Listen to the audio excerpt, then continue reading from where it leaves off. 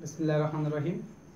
আমরা আজকে অনার্স দ্বিতীয় বর্ষের জিওমেট্রিক্যাল অ্যান্ড ফিজিক্যাল অপটিক্সের একটা সমীকরণ প্রতিপাদন করব। সেটা হচ্ছে আমাদের আপনার তরঙ্গের ব্যতিচার অধ্যায়ের ব্যতিচারের গাণিতিক বিশ্লেষণ। ব্যতিচারের গাণিতিক বিশ্লেষণ এটা আপনার বেশিরভাগ পরীক্ষায় এসে থাকে। এখন আমরা আজকে এটা প্রতিপাদন করব। দেখুন, আসলে এটা এত কঠিন নয়, ঠিক আছে? এটা এত কঠিন নয়। তাহলে আমি এখানে কিছু লিখে রাখছি। দেখুন, মনে করি S1 ও S2 দুটি সংযুক্ত। আচ্ছা, এই শটা মনে হয় দৈত্যাস্য হবে আমার। আমি একটু লিখে দেই।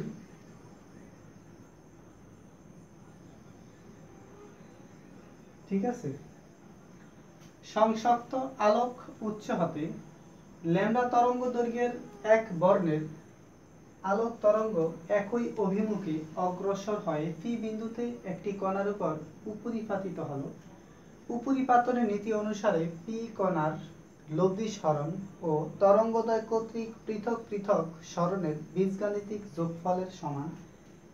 S1 উৎস হতে নির্গত তরঙ্গ কর্তৃক পি কণার টি সময় সরণ ল্যাম্ডা হলে। এখন আমি আপনাদেরকে যদি একটু দেখাই, আপনারা ইয়ং এর ডাবল স্লিট এক্সপেরিমেন্ট অবশ্যই এইচএসসিতে এটা পড়ে আসছেন।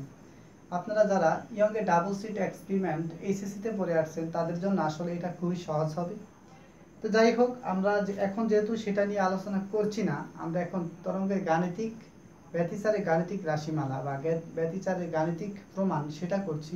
তাই আমরা পিছে না গিয়ে এখান থেকে আমরা করব। তা আশা করি আমি আপনাদেরকে সর্বাত্মক পরিমাণে ইনশাআল্লাহ বুঝিয়ে দেব। এখানে চিত্রের দিকে একটু লক্ষ্য করুন।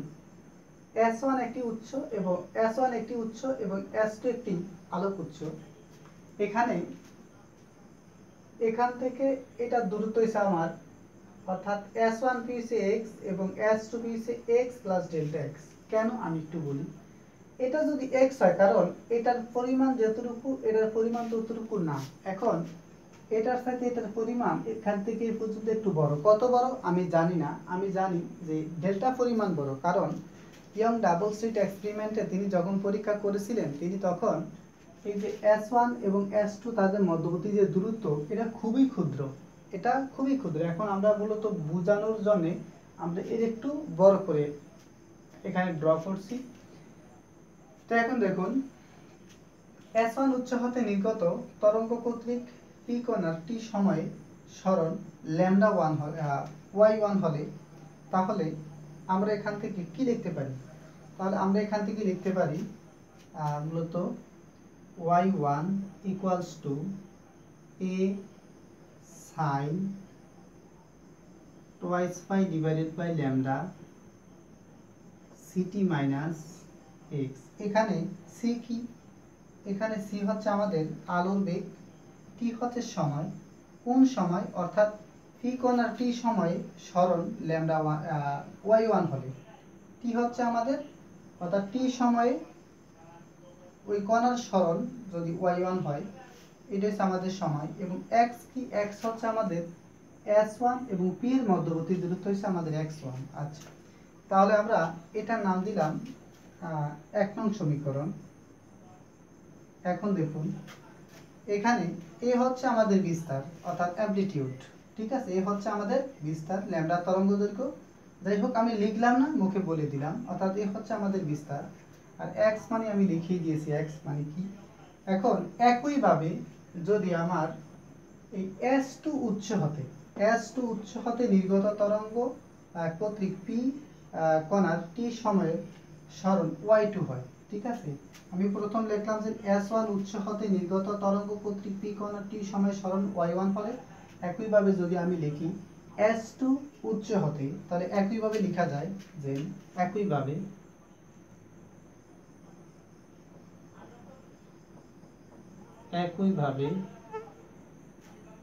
S2 উৎস হতে পি কণার টি সময়ে সরণ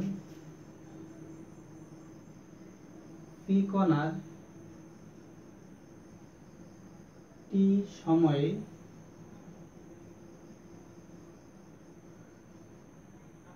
সরণ y2, অর্থাৎ আপনাকে এত বিস্তারিত লেখা লাগবে না, আপনি যেহেতু প্রথমে সুন্দর করে লিখছেন পরবর্তীতে একইভাবে দিয়া এতটুকু লিখলেই যথেষ্ট। এখন দেখুন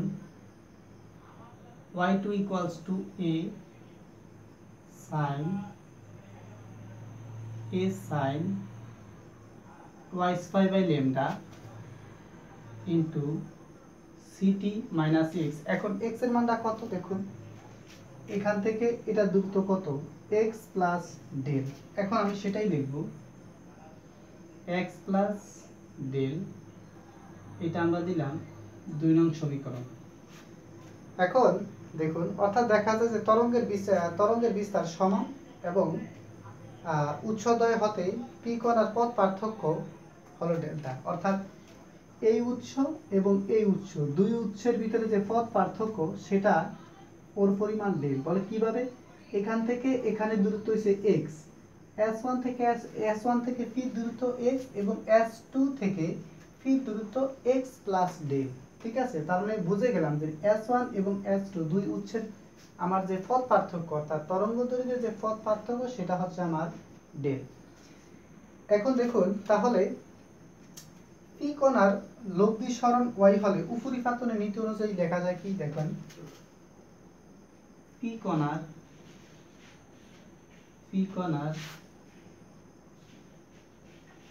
লব্ধি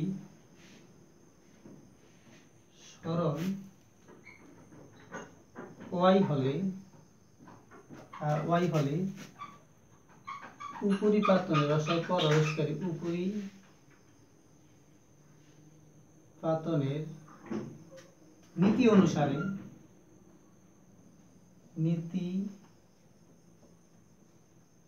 অনুসারে এখন দেখুন আমরা উপরিপাতন কাকে বলে। এখন প্রশ্ন হচ্ছে উপরিপাতন কি। উপরিপাতন হচ্ছে, আমি একটু যদি বলি, উপরিপাতন হচ্ছে আপনার অর্থাৎ একই উৎস থেকে তরঙ্গস্থিত দুটি কণা, অর্থাৎ যদি একটি উৎস থেকে দুটি তরঙ্গ বের হয়, ওই তরঙ্গ অর্থাৎ একই সময়ে একই উৎস থেকে একই সময়ে একই কম্পাঙ্ক বিশিষ্ট দুটি তরঙ্গ যদি কোনো বিন্দুতে উপরিপন্ন হয় তখন এটাকে বলে উপরিপাতন। ঠিক আছে, তাহলে ওই কণার উপরিপাতনের নীতি অনুসারে কি লেখা যায়, উপরিপাতনের নীতি অনুসারে পি কণার লব্ধি সরণ y হলে উপরিপাতনের নীতি অনুসারে লেখা যায় কি লেখা যায়, যেখানে আমার y equals to y1 plus y2, মূলত আমরা এখন y1 plus y2 এতটুকুর মানটাই আমরা এখন প্রমাণ করব।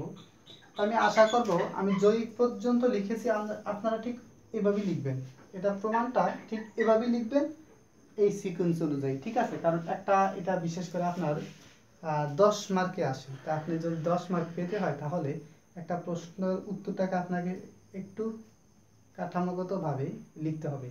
ঠিক আছে, তো শর্ট করা যাবে না। তো আমি যেভাবে লিখছি আপনারা ঠিক এটার চিত্রটা ঠিক এইভাবে লিখবেন এবং যে সিকোয়েন্সে লিখছি। এখন আমরা এটা মুছে দিয়ে এই y equals to y1 plus y2 এতটুকু প্রমাণ করে আমরা নিয়ে আসব। এখন দেখুন আমরা এখন y equals to y1 plus y2 এটা আমরা দেখব। দেখুন প্রথম সমীকরণ এবং দ্বিতীয় সমীকরণ থেকে এটা যদি কমন নিয়ে নিই, যেহেতু আমাদের বিস্তারটা আছে, তাহলে আমি যদি একসাথে একটু এটা কমন নিই তাহলে এই অবশিষ্ট থাকে কি আমার, অর্থাৎ sin twice pi by lambda ct minus x plus sin twice pi by lambda ct minus x plus del এতটুকু আমরা লিখলাম। আচ্ছা আমি এখানে একটু যদি একটা লাইন কমিয়ে দেই, দেখুন এটার সাথে এটা গুণ করলে কি আসে, মাইনাস, এটার সাথে এটা গুণ করলেই তো মাইনাস। আমি একটু কেন করলাম, আমি যখন অঙ্কটা করব তখন দেখবেন এটা কারণটা কি, মানে অতি সহজ হবে আমাদের অঙ্কটা করার জন্য। এখন আমরা এই পর্যন্ত লিখলাম যাই হোক, এখন দেখুন তো, আপনি বুঝিয়ে না যে ভাই আপনি টোয়াইস ফাইভের ল্যামডা কমন নিলেন না কেন। না, এখানে আসলে টোয়াইস ফাইভের ল্যামডা এটা আমরা যদি এরকম লিখি, যেমন ধরেন কস থিটা আর টেন থিটা, অর্থাৎ এটা হচ্ছে আমাদের ত্রিকোণমিতিক অনুপাত আর এটা হচ্ছে আমাদের থিটা। তো দেখেন এটা হচ্ছে ত্রিকোণমিতিক অনুপাত, এখান থেকে এই পর্যন্ত থিটা হিসাবে কাজ করে, এখান থেকে এই পর্যন্ত থিটা হিসাবে কাজ করে। তাই আপনি এখানে তো টোয়াইস ফাইভের ল্যামডা কোনো ক্রমেই কমন নিতে পারবেন না, তাহলে আপনার অঙ্ক ভুল হবে। ঠিক আছে, তো আপনার অঙ্কটা যাতে ভুল না হয় এই জন্য আমরা নিয়ম অনুযায়ী সিকোয়েন্স অনুযায়ী আমরা সামনের দিকে আগাবো। তাহলে এখন দেখুন এখান থেকে আমরা কি লিখতে পারি আর এটা কিভাবে আমরা প্রতিপাদনটা করে ফেলতে পারি। যাই হোক, এখন দেখুন আপনি এটাকে যদি এ ধরেন এবং এটাকে যদি বি ধরেন তাহলে লেখা যায় কি, অর্থাৎ সাইনে জাস্ট সূত্রটা এরকম আসে, sine A plus sine B equals to 2 cos a minus b by 2 sin 2 cos a plus b, a minus b by 2 sin a plus b by 2। মূলত এটার মেইন সূত্রটা এরকম আসে। এখন আপনারা এটাকে যদি a হিসাব করেন এটারে করবেন b, তখন আপনি এই জায়গায় অর্থাৎ sin a plus sin b 2 cos a minus b by 2 sin a plus b by 2, আপনি টোটাল এই অঙ্কটাকে এই সূত্র দিয়ে প্রতিপাদন যখন আপনি করবেন করে ফেলবেন, তখন মূলত দেখুন আমি যদি এখন এই সূত্রটা প্রতিপাদন করি জাস্ট অর্থাৎ বড় আকার হয়ে যাবে। তাই আমি যদি আপনাদের প্রয়োজন পড়ে ভাই আমরা এটা পারছি না বা এটা প্রতিপাদন করতে আমাদের কষ্ট হয়, ঠিক আছে, তাহলে এটা প্রমাণটাও আমি আপনাদেরকে পরবর্তীতে করিয়ে দেব। তো যেহেতু আমাদের লেকচারটা বড় না হয় আমরা অতটুকু মানে আমাদের খেয়াল রাখতে হবে, এজন্য আমরা এটার সূত্রটা আমি দেখিয়ে দিলাম, আপনারা এই সূত্র অনুযায়ী এটা করে নেবেন। যদি না পারেন আমাকে অবশ্যই কমেন্টে জানাবেন, আমি এটা প্রমাণটা আপনাদেরকে করে দেব। তো আমাদের যেহেতু এটা প্রমাণটা আসে না, তাই আমরা এখান থেকে সরাসরি এটাকে এই সূত্রে ফেলে যেই প্রমাণটা আসে আমি এখন এই প্রমাণটা আপনাদেরকে লিখে দিব। দেখুন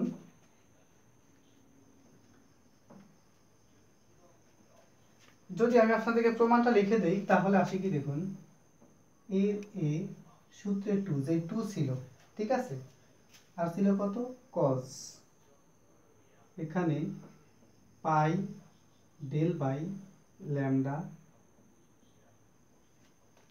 পাই del by lambda sine twice pi by lambda. তাহলে আমরা এতটুকু লিখলাম। এখন অবশিষ্ট থাকে কি, অবশিষ্ট থাকে ct minus x plus del by 2, ঠিক আছে, অর্থাৎ আপনারা sine A plus sine B দ্বারা যে সূত্রটা আমি দেখালাম ওই অনুযায়ী করে দেখবেন এটা চলে আসবে। এখন আমি এটা এখানে লেখা যে কথা এখানে লেখা কিন্তু সেম কথা, তাহলে আমি এটা এইখানে লিখে রাখব এবং এখান থেকে এটা আমি মুছে দেব, ঠিক আছে। তাহলে এই পর্যন্ত আমরা চলে আসলাম। এখন দেখুন এখানে এই যে এই মানটা আছে না, অর্থাৎ 2a cos phi del divided by lambda, অর্থাৎ 2a cos phi del divided, এটা আমরা লিখতে পারি কি, এখান থেকে আমরা একটা মান লিখতে পারি, সেটা হচ্ছে গিয়া অর্থাৎ এখানে 2a cos phi del lambda equals to a, যেটাকে বলা হয় তরঙ্গের অ্যামপ্লিটিউড অফ ওয়েভ, মানে এ হচ্ছে তরঙ্গের বিস্তার, অর্থাৎ এখান থেকে এই পর্যন্ত এটা হচ্ছে তরঙ্গের বিস্তার। এটা যদি তরঙ্গের বিস্তার হয় তাহলে টোটাল সমীকরণটাকে কি লেখা যায়, দেখুন লেখা যায় y equals to a sin twice pi by lambda ct minus x plus del by 2, তার মানে এতটুকু আমরা পাইলাম। এখন আমরা আরো জানি সেটা হচ্ছে গিয়া তরঙ্গের তীব্রতা বিস্তারের বর্গের সমানুপাতিক, অর্থাৎ তরঙ্গের তীব্রতা বলতে একটা তরঙ্গ যতটুকু তীব্র হবে ওটার বিস্তার তার তার মানে ওটা বিস্তার আপনার তীব্রতার বর্গ অনুযায়ী হবে, অর্থাৎ এই রকম যদি আপনি লিখেন তরঙ্গের তীব্রতা বিস্তারের বর্গের সমানুপাতিক, অর্থাৎ তরঙ্গের তীব্রতাকে আই দ্বারা ইন্ডিকেট করা হয় প্রপোর্শনাল টু এ স্কয়ার। ঠিক আছে, অর্থাৎ প্রপোর্শনাল টু অর্থাৎ তরঙ্গের তীব্রতা বিস্তারের বর্গের সমান, তরঙ্গের তীব্রতা বিস্তারের বর্গের সমানুপাতিক। যদি তরঙ্গের তীব্রতা বিস্তারের বর্গের সমানুপাতিক হয় তাহলে কাজে যে সকল বিন্দুর বিস্তার শূন্য, অর্থাৎ যেই জায়গায় বিস্তার শূন্য সেখানে তীব্রতাও শূন্য। বিস্তার যদি শূন্য হয় তাহলে তীব্রতা শূন্য, অর্থাৎ সেখানে আপনি কোনো আলো দেখতে পাবেন না, কারণ আপনি বলেছেন যে বিস্তার তরঙ্গের তীব্রতা যদি বিস্তারের বর্গের সমানুপাতিক হয় তাহলে আমার এ যদি শূন্য হয় তাইলে আমার তীব্রতাও শূন্য। তীব্রতা যদি আলোক তীব্রতা যদি শূন্য হয় তাহলে আপনি ওই জায়গায় অন্ধকার পট্টি পাবেন, অর্থাৎ কোনো আলোকীয় পট্টি পাবেন না। যদি অন্ধকার পট্টি পান তখন সেটাকে বলা হয় ধ্বংসাত্মক ব্যতিচার। আমি কি বুঝাতে পারছি? আপনার যদি বিস্তার যদি শূন্য আসে, যদি বিস্তার শূন্য আসে তাহলে তীব্রতা শূন্য, আর তীব্রতা যদি শূন্য আসে তখন সেখানে আপনি আর অন্ধকার পট্টি পাবেন, আলোকীয় পট্টি পাবেন না। অন্ধকার পট্টি মানে ধ্বংসাত্মক ব্যতিচার, অর্থাৎ বিস্তার যদি শূন্য হয় তখন সেটাকে বলে ধ্বংসাত্মক ব্যতিচার। এখন ধ্বংসাত্মক যদি ব্যতিচার পেতে হয়, এখন আমরা যে বিস্তার পাইছিলাম, এখানে যে বিস্তারটা আমরা পাইছিলাম আমরা এখান থেকে লিখি a equals to 2a cos phi del lambda। ঠিক আছে, phi del lambda equals to 0। এখন কথা হচ্ছে কেন শূন্য? বিস্তার যদি শূন্য হয় অর্থাৎ a যদি শূন্য হয়, আচ্ছা আমি এটা এখানে দেই, ধরেন এটা এরকম ছিল, একটা এখানে আমি একটু লিখি a proportional to a square। যদি a equals to 0 হয়, অর্থাৎ যেহেতু তীব্রতা বিস্তারের বর্গের সমানুপাতিক, যদি আমার বিস্তার যদি শূন্য হয় তাহলে তীব্রতা শূন্য। এখন a যদি শূন্য হয় তাহলে দেখুন কি আসে, তাহলে a শূন্য। এখন 2a যদি ওই পাশে চলে যায় তাহলে টোটাল 2a যদি এখানে আছে গুণ ওই পাশে চলে গেলে কি আসবে, এই গুণ ওই পাশে গেলে চলে গেলে ভাগ, অর্থাৎ জিরোর নিচে কোনো কিছু থাকা মানে সেটা বাদ। তাহলে আমি এখন 2 মুছে ফেললাম। এখানে আছে কত, cos twice phi del divided by lambda, cos pi del divided by lambda equal to 0। এখন দেখুন cos কত ডিগ্রির মান 0 আপনি কি জানেন? আমরা জানি cos 0 ডিগ্রির মান যদি 1 হয় তাহলে cos phi by 2 অর্থাৎ cos 90 ডিগ্রির মান কত, 0। এখন cos 90 ডিগ্রির মান যদি আপনি 0 দেন, দেখুন cos phi del lambda equals to cos phi by 2। এখন কথা হচ্ছে আপনি যে এই যে খালি জায়গা রাখছেন এটা কেন রাখছেন, দেখুন আমি আপনাদেরকে একটু সুন্দর করে বোঝাই। যেহেতু cos phi by 2 এর মান 0, আচ্ছা বসালাম আমরা 0। এখন একটা জিনিস আপনি খেয়াল করেন, সেটা হচ্ছে গিয়ে কি, আমি একটু লিখি তারপরে আমি আপনাদেরকে একটু বুঝিয়ে দিই। দেখুন 2n plus 1, যেখানে n হচ্ছে পূর্ণক্রমিক সংখ্যা, ঠিক আছে, অর্থাৎ যেখানে আমাদের n হচ্ছে একটা পূর্ণক্রমিক সংখ্যা। বলে পূর্ণক্রমিক সংখ্যা কিরকম, যেমন ধরেন n equals to 0 1 2 3, ঠিক আছে, dot dot dot dot dot dot. এখন n এর মান যদি 0 দেন, 0 0 এর সাথে যদি আপনি এখানে 2 গুণ দেন তাহলে 0, এখানে আসে তো 1 1 দিয়ে আর গুণ দিলে 5/2, ঠিক আছে। এখন n এর মান যদি আপনি 2 দেন 1 দেন, 1 দিলে এখানে আসে কত, 1 দিয়ে 2 এর গুণ দিলে 3 3 লগে আপনি যদি 2 যোগ করেন তাহলে আসে কত 4, আর এখানে আসে কত 3, অর্থাৎ এখানে n দিয়ে যদি আপনি 1 এর গুণ দেন, এখানে 2 2 আর 1 ইকুয়াল 3, তাহলে 3/2 আপনি 3/5 cos 3/2 যদি আপনি ক্যালকুলেটরে ইনপুট করেন অবশ্যই আপনাকে 0 ইন্ডিকেট করবে। আপনি এখন n এর জায়গায় যদি 2 বসান, 2 দুগুণে 4 4 এর একে 5, অর্থাৎ 5/5 যদি 2 দেন তাও দেখবেন cos 5/2 মানে 0। অর্থাৎ আমি বুঝে গেলাম এক্ষেত্রে n যদি পূর্ণক্রমিক সংখ্যা হয় এক্ষেত্রে এই মানের জন্য প্রতি ক্ষেত্রে আমার 0 আসে। যদি 0 আসে, এখন দেখুন cos cos যদি চলে যায় তাহলে এখানে কি থাকে, pi del lambda equals to 2n plus 1 π/2। তাহলে আমরা এটাও বুঝে ফেললাম। এখন দেখুন ল্যামডা আছে কি ভাগ, এ পাশে গেলে হবে গুণ। যদি গুণ হয় তাহলে দেখুন অর্থাৎ pi del equals to 2n plus 1 pi lambda by 2।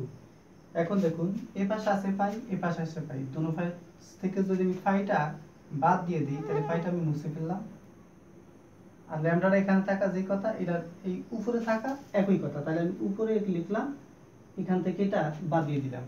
তাহলে এখন আমি কি দেখলাম দেখুন, অর্থাৎ তরঙ্গদৈর্ঘ্যের বিজোড় গুণিতক যেখানে দেখলাম, অর্থাৎ পথ পার্থক্য অর্ধ তরঙ্গদৈর্ঘ্যের বিজোড়, অর্থাৎ এই পথ পার্থক্যকে বলা হয় আমার ডেল, অর্থাৎ ডেল দ্বারা বুঝে এখানে পথ পার্থক্য অর্ধ তরঙ্গদৈর্ঘ্যের বিজোড় গুণিতক। এটা হচ্ছে আমার ধ্বংসাত্মক ব্যতিচারের জন্য রাশিমালা, অর্থাৎ ধ্বংসাত্মক ব্যতিচারের জন্য রাশিমালা হচ্ছে পথ পার্থক্য অর্ধ তরঙ্গদৈর্ঘ্যের বিজোড় গুণিতক।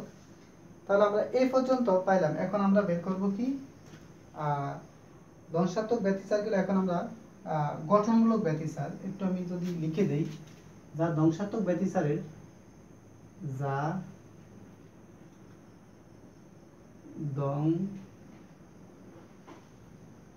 ধ্বংসাত্মক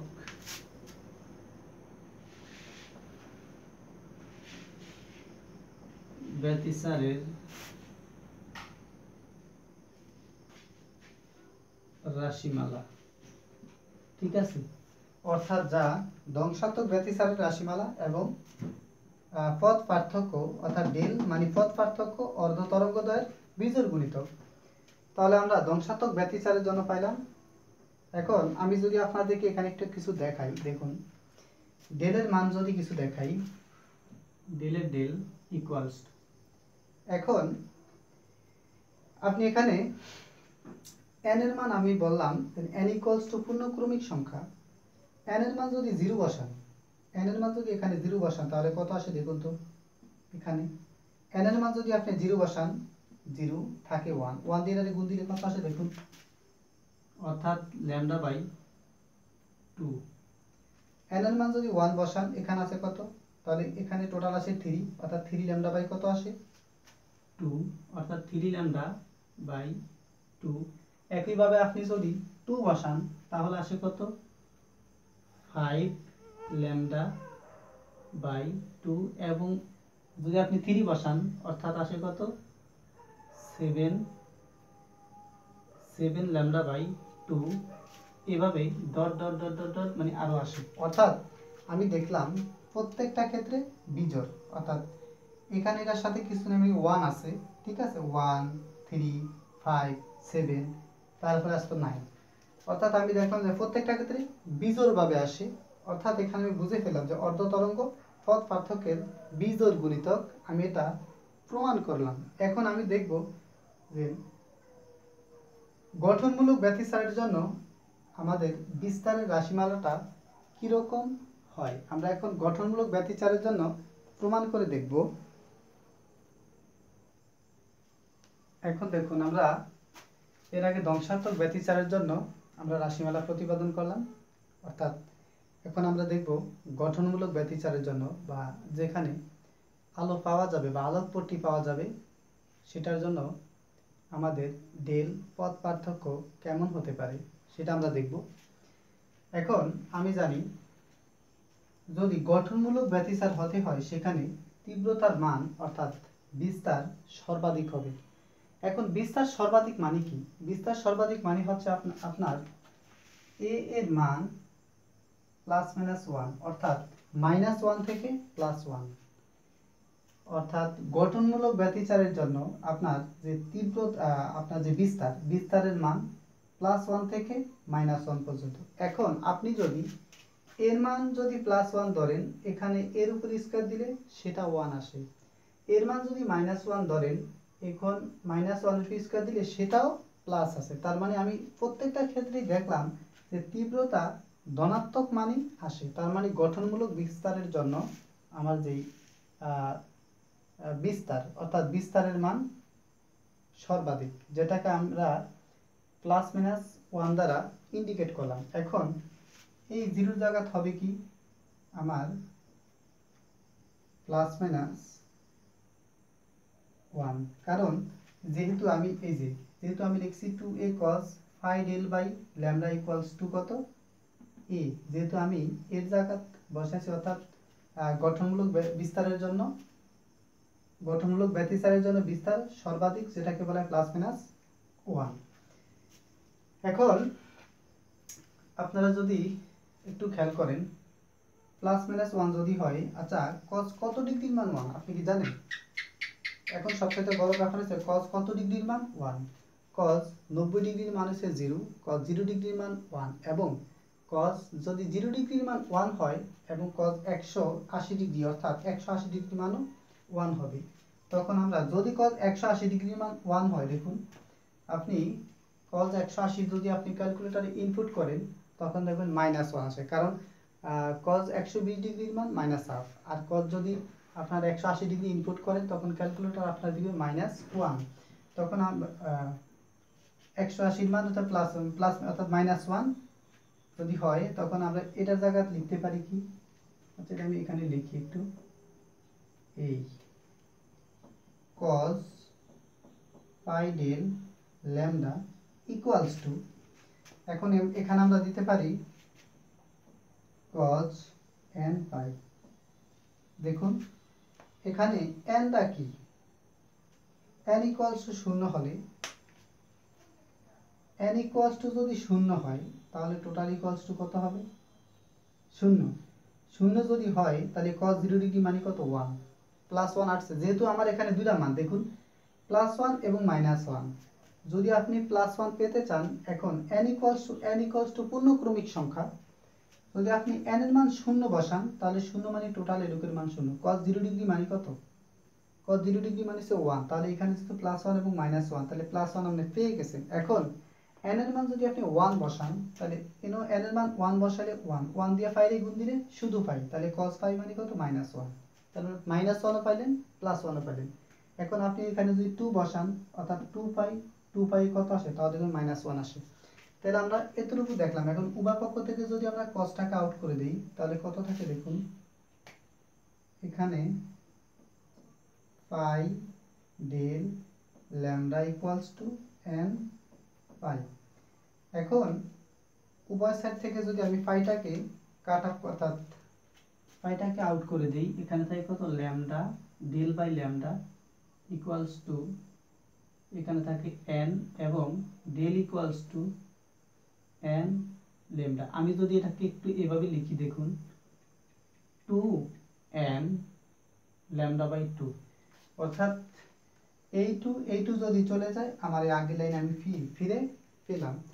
অর্থাৎ এখানে আমি দেখতে পেলাম যে গঠনমূলক ব্যতিচারের জন্য তরঙ্গদৈর্ঘ্যের পথ পার্থক্য অর্ধ তরঙ্গদৈর্ঘ্যের জোড় গুণিতক।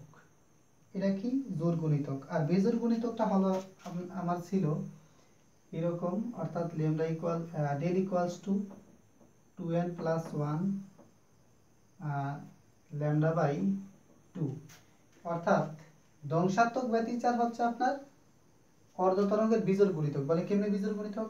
এখানে যদি 1 বসান 1 আসে 3, এখানে যদি 2 বসান 5, অর্থাৎ প্রত্যেক ক্ষেত্রে এখানে বিজোড় মানই আসে। এজন্য আপনার ধ্বংসাত্মক ব্যতিচারের জন্য বলা হয়, অর্থাৎ পথ পার্থক্য এই ডেল, পথ পার্থক্য ডেল অর্ধ তরঙ্গদৈর্ঘ্যের বিজোড় গুণিতক, এবং গঠনমূলক ব্যতিচারের জন্য পথ পার্থক্য অর্ধ তরঙ্গদৈর্ঘ্যের জোড় গুণিতক। কিভাবে জোড় গুণিতক? এটার মান যদি আপনি 0 বসান, 0 বসালে এটার সাথে এটা গুণ দিলে টোটাল এটা বাদ, ঠিক আছে? এখন যদি 1 বসান, n এর সাথে 2 গুণ দিলে কত আসে? 2, তার মানে জোড় সংখ্যা। এটার মান যদি আপনি 2 বসান আসে 4, এটার মান 3 বসালে 6, অর্থাৎ এই ক্ষেত্রে প্রত্যেকটা n ইকুয়ালস টু পূর্ণক্রমিক সংখ্যার জন্য আমার এখানে জোড় সংখ্যা আসে, এবং এই জায়গায় ধ্বংসাত্মক ব্যতিচারের জন্য n ইকুয়ালস টু পূর্ণক্রমিক সংখ্যার জন্য প্রত্যেকটা ক্ষেত্রে আমার এখানে আসে কত? বিজোড় সংখ্যা। এখানে যেহেতু বিজোড় সংখ্যা আসে এইটুকুর ভিতরে, এই জন্য আপনার এই ডেল যে পথ পার্থক্য এটাকে বলা হয় বিজোড় গুণিত, অর্থাৎ ধ্বংসাত্মক ব্যতিচারের জন্য এটাকে বলা হয় অর্ধ তরঙ্গদৈর্ঘ্যের বিজোড় গুণিতক, এবং গঠনমূলক ব্যতিচারের জন্য যেহেতু এখানে জোর আসে, তাই এখানে বলা হয় গঠনমূলক ব্যতিচারের জন্য পথ পার্থক্য ডেল অর্ধতরঙ্গদ্বয়ের জোর গুণিতক। এটা হচ্ছে আমার গঠনমূলক ব্যতিচারের জন্য অর্থাৎ পথ পার্থক্যের রাশিমালা। তাহলে আমরা আজকে ব্যতিচারের গাণিতিক যে বিশ্লেষণটা ছিল, আমরা ব্যতিচারের গাণিতিক বিশ্লেষণ সম্পর্কে জানতে পারলাম এবং আমরা পরবর্তী ক্লাসে এই জিওমেট্রিক্যাল অপটিক্সের এবং আরও অন্য একটি ক্লাস নিয়ে আমরা আলোচনা করব। সুতরাং এই পর্যন্ত ভালো থাকুন, সুস্থ থাকুন। আল্লাহ হাফিজ।